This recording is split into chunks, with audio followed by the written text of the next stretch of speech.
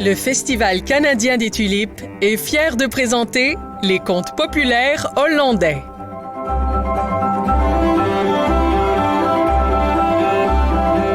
L'histoire d'aujourd'hui s'intitule « La Dame de Stavoren ».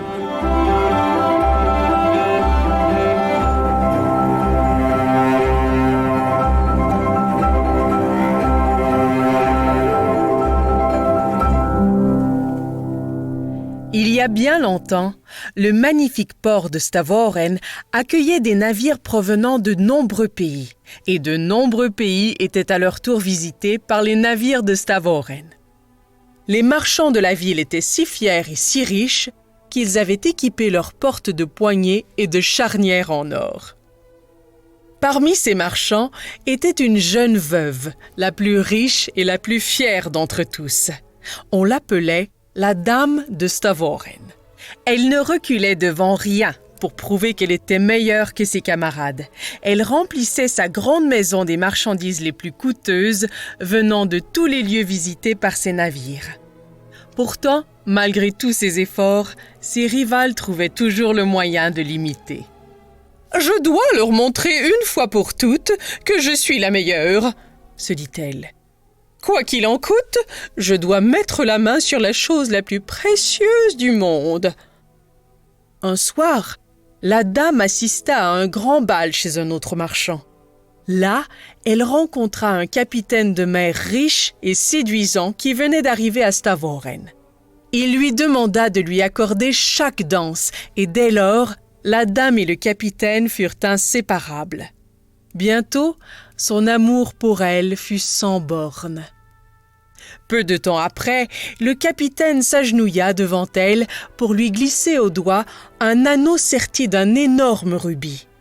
« Madame, me feriez-vous l'honneur de m'épouser ?»« Avec plaisir, cher capitaine, » dit la dame. « Mais à une condition.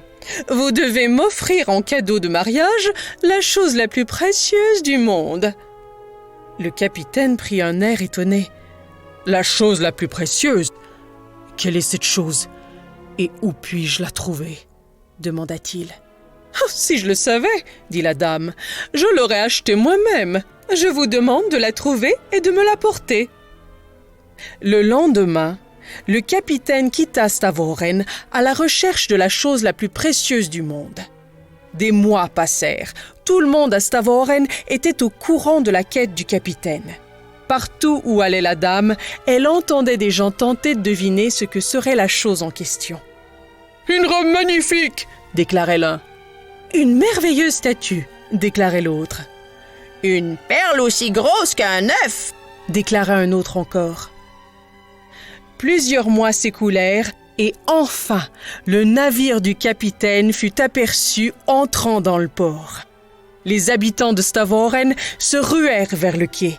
Enfin, la dame arriva, vêtue de ses plus beaux atours, quand le vaisseau du capitaine accosta. « Madame !» appela-t-il, « je vous apporte ce que vous désiriez, la chose la plus précieuse du monde. »« Qu'est-ce que c'est ?» lança la dame, à peine capable de retenir son enthousiasme. « J'ai visité de nombreux ports dans bien des contrées, » affirma le capitaine. « J'ai vu des merveilles, hélas !»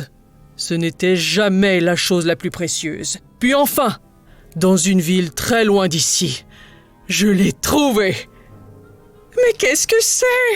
implora la dame avec impatience. « Le blé !» cria le capitaine. « Mon vaisseau est rempli de blé !»« Du blé ?» s'étonna la dame. D'un coup, elle pâlit et entendit des gens se moquer dans la foule derrière elle. « Vous avez dit du blé ?» « Oui, ma très chère !» renchérit le capitaine fou de joie. « Que pourrait être plus précieux, plus indispensable que le blé ? Car à quoi bon tous les trésors du monde sans notre pain quotidien ?» La dame le regarda en silence, écoutant les murmures et les ricanements de la foule. Puis, elle parla enfin. « Alors ce blé m'appartient maintenant ? Je peux en faire ce que je veux? Oui, mon amour, je vous l'offre. C'est mon cadeau de mariage. Alors, reprit la dame, versez-le dans le porc. Je vous demande pardon? Versez-le dans le porc, chaque petit grain, vous m'entendez? Madame, répondit le capitaine, il y a suffisamment de blé à bord pour nourrir toute une ville. Si vous ne le voulez pas, alors donnez-le aux pauvres qui ont faim. Après tout, vous pourriez vous aussi vous retrouver dans le besoin un jour. Moi? Dans le besoin? S'écria la dame. Furieuse, elle arracha de son doigt le rubis offert par le capitaine et le leva vers le ciel. Cette bague saura retrouver ma main bien avant que je me trouve dans le besoin. Et de toutes ses forces, elle lança l'anneau loin dans les eaux du port. Le capitaine tourna les talons sans rien dire et ordonna à ses hommes de larguer les amarres. Quand le navire atteignit l'embouchure du port, le capitaine demanda à son équipage de jeter tout le blé par-dessus bord. Puis, il prit le large pour ne jamais revenir. Le lendemain, la dame organisa une grande fête pour tous les marchands les plus riches de Stavoren. Elle n'épargna aucune dépense. Au plus fort des festivités, on posa un énorme poisson rôti devant elle. Alors qu'elle était sur le point de le couper, la dame vit quelque chose scintiller dans la bouche du poisson. Elle sortit l'objet pour le regarder de plus près.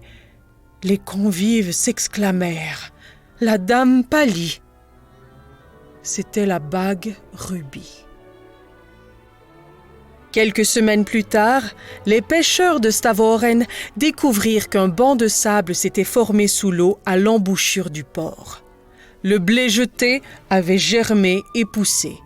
Bientôt, les gros navires ne purent entrer et le port fut ruiné, détruisant ainsi toute l'économie de la ville. La plupart des marchands perdirent tout. Parmi eux se trouvait la dame de Stavoren. À ce jour, dans la petite ville de Stavoren, il y a un banc de sable qu'on appelle Ladies' Sand, en souvenir de la dame de Stavoren qui un jour méprisa la chose la plus précieuse du monde.